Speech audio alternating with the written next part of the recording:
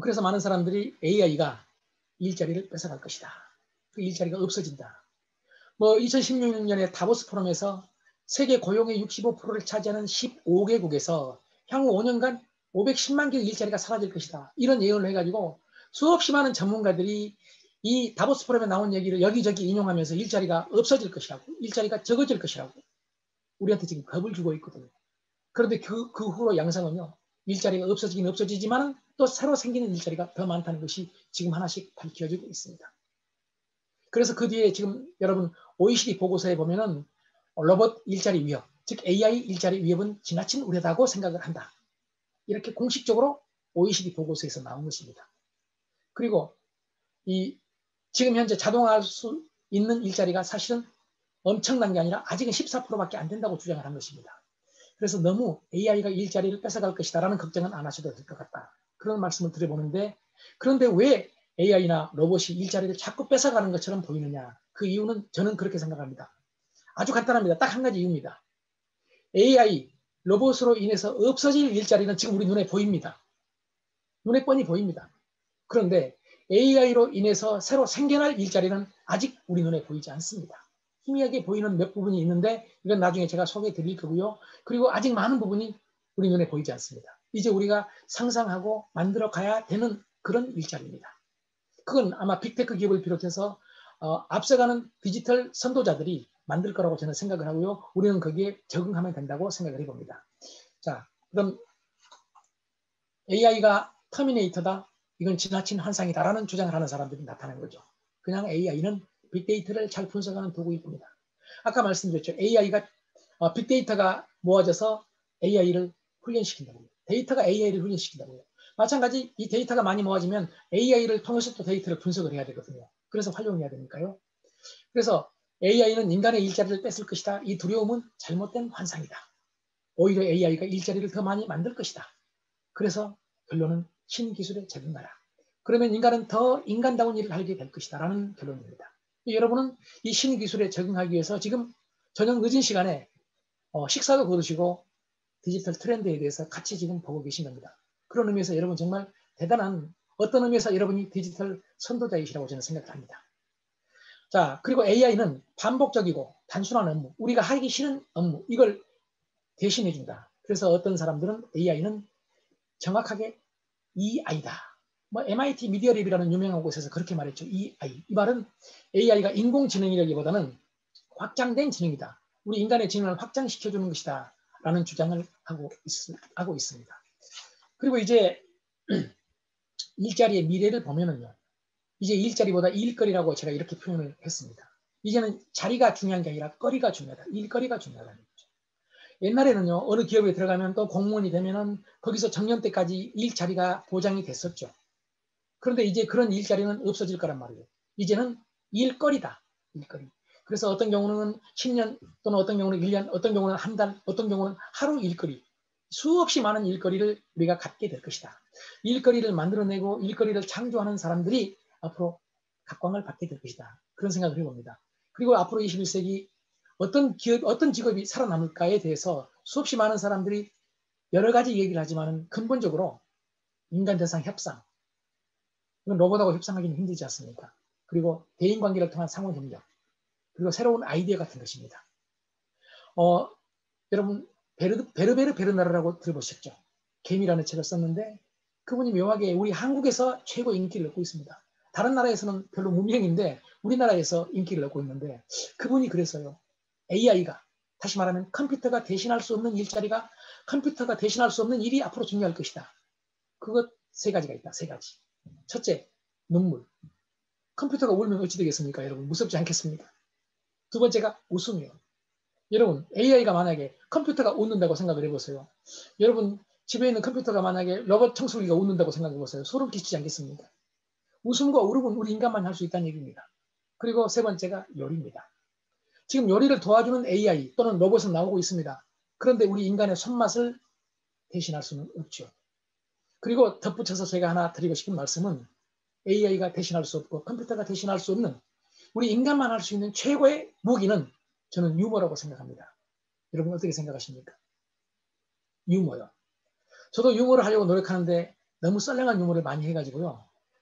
가끔 핀잔을 받기도 합니다. 뭐 아재 개그라고 그러죠. 제가 아재처럼 생겼나요? 아재 개그 많이 합니다. 아재 개그를 할 때도 여러분 여기 여자분들 참석하신 분들은요. 남편들이 가끔 아재 개그 하잖아요. 그때 밀어주세요. 처음 들어본 것처럼 야 당신 대단하다고. 그런데 아재 개그 하면 아재는 아재라고. 그 몇 년 됐냐고. 썰렁하다고.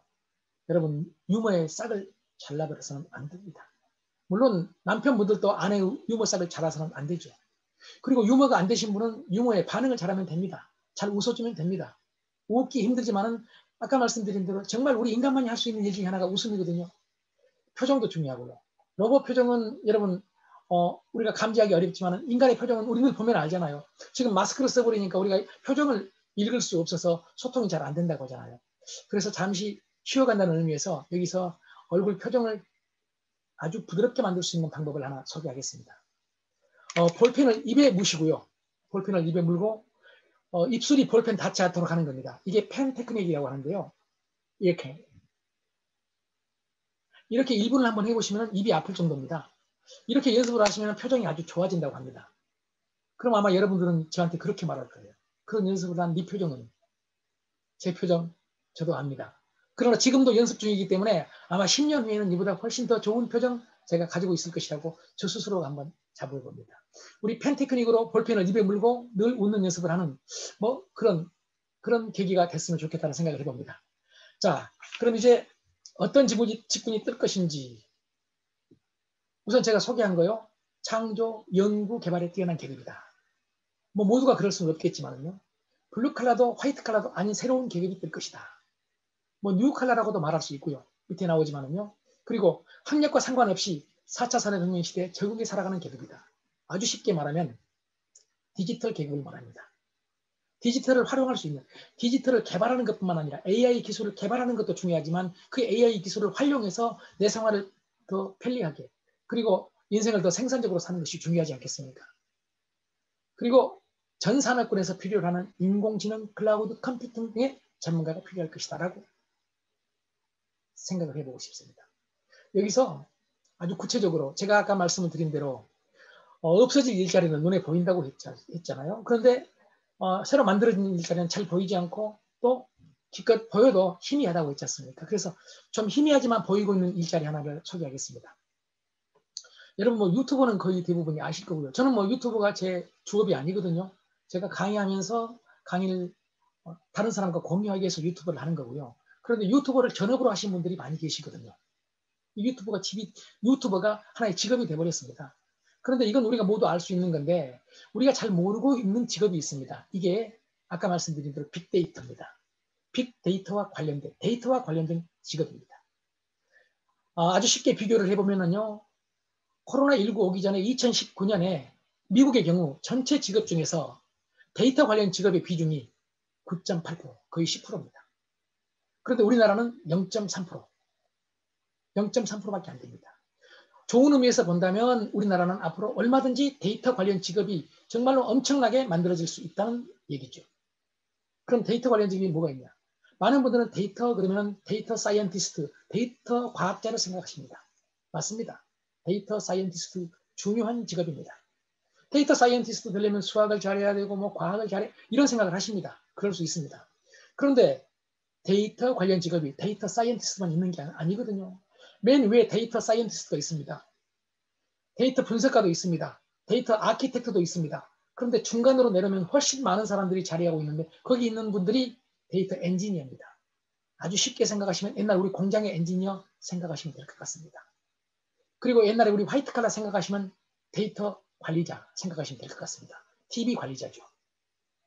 그리고 이제 뭐 여기 설계하신 분들이라든지 과거 중간 관리 자격들이 많죠. 그리고 그 아래 내려면은 엄청나게 많은 인력이 필요로 하는 직종이 있습니다. 이게 바로 데이터 수집가입니다. 그리고 수집된 데이터를 AI가 읽을 수 있도록 만드는 데이터 라벨러입니다. 여기서 오늘 제가 중점적으로 소개해 드리고자 하는 게 데이터 관련 직업 중에서 딱 하나입니다. 데이터 라벨러입니다. 데이터 라벨러 들어보셨습니까? 라벨링이 뭐죠? 라벨링? 이름 붙이는 거죠. 이름 짓는 거죠. 데이터가 이해할 수 있도록 이름을 짓는 것입니다. AI는요, 자동차라든지 신호등이라든지 뭐 컵이라든지 이런 사물들을 그대로 인식할 수가 없습니다. 그래서 AI가 인식할 수 있도록 이름을 붙여줘야 되거든요. 라벨을 붙여줘야 되거든요. 이렇게 AI가 학습할 수 있도록 각 사물에 이름을 붙여주는 직업, 이게 데이터 라벨러입니다. 더 쉽게 한번 소개해 볼까요? 우리 어린아이들이 처음에 학습해 가면서 이게 자동차인지 모르잖아요. 그때 우리가 어떻게 가르쳐 줍니까? 이렇게 가르쳐 주죠. 이것은 자동차란다. 이것은 시계고 이것은 신호등이란다. 이렇게 가르쳐 주죠. 마찬가지로 우리는 AI를 어린아이처럼 생각을 하고 이건 자동차다. 이거는 시계다. 이건 컵이다. 라고 가르쳐 줘야 그들이 인식을 하거든요. AI가. 라벨을 붙여준다 해서 라벨러 이렇게 말합니다. 그런데요. 이 데이터 라벨러가 중국에서 소위 데이터 라벨링 공장으로서 가장 큰 회사가 MBH라는 곳입니다. 이제 우리도 아마 그런 공장들이 늘어날 거예요. 데이터 가공 공장입니다. 옛날에 지금 데이터를요, 과거에 산업시대 석유라고 하거든요. 석유가 모든 산업의 근본이었잖아요. 산업의 쌀이었잖아요. 지금은 데이터가 산업의 쌀이라는 얘기죠. 그런데 이 데이터도 석유처럼 가공을 해줘야 되는 공장입니다. 이 데이터 가공 공장, 이게 데이터 라벨링을 하는 곳이죠, 주로. 중국의 MBH라는 데이터 가공 공장 중에서 가장 큰 곳은 데이터 라벨러만 몇 명을 고용하고 있느냐. 현재 30만 명입니다. 30만 명. 엄청나죠. 그런데 앞으로 계속 늘어난다고 합니다. 그런데 이 30만 명에 대한 급여 수준이요. 일반적으로 중국에서 급여가 좀 낮은 농촌 지역에 좀 낮은 분들보다 무려 3배 정도 된다고 합니다. 누구나 웬만하면 초보자도 할 수 있는 일이거든요. 조금만 배우면. 그런데 그게 지금 저임금 받는 분보다 3배니까 대단하죠. 그래서 중국에서 엄청나게 많은 사람들이 라벨러 되겠다고 라벨링 일을 하는 곳으로 지금 몰려들고 있다고 합니다. 또 하나 사례를 들면요. 아까 말씀드린 알리바바 있죠. 마인이 만든 알리바바. 알리바바에서 이 데이터 관계된 직업에 종사하는 사람들이 몇 명이나 될 것입니까? 20만 명입니다. 알리바바에서만 데이터 관련 종사자가 20만 명입니다. 그 중에 거의 대부분은 데이터 라벨러입니다. 그런데 알리바바는 앞으로 50만 명을 더 모집할 것이다 라고 주장을 하거든요. 그러니까 우리는 얼마든지 데이터 직종에서도 이렇게 많은 직업이 생겨날 수 있다. 그럼 여러분 일자리가 없어질 것이다. 걱정 안 하셔도 될 것 같은데 어떠십니까? 데이터 라벨러 한번 기억해 두시기 바랍니다.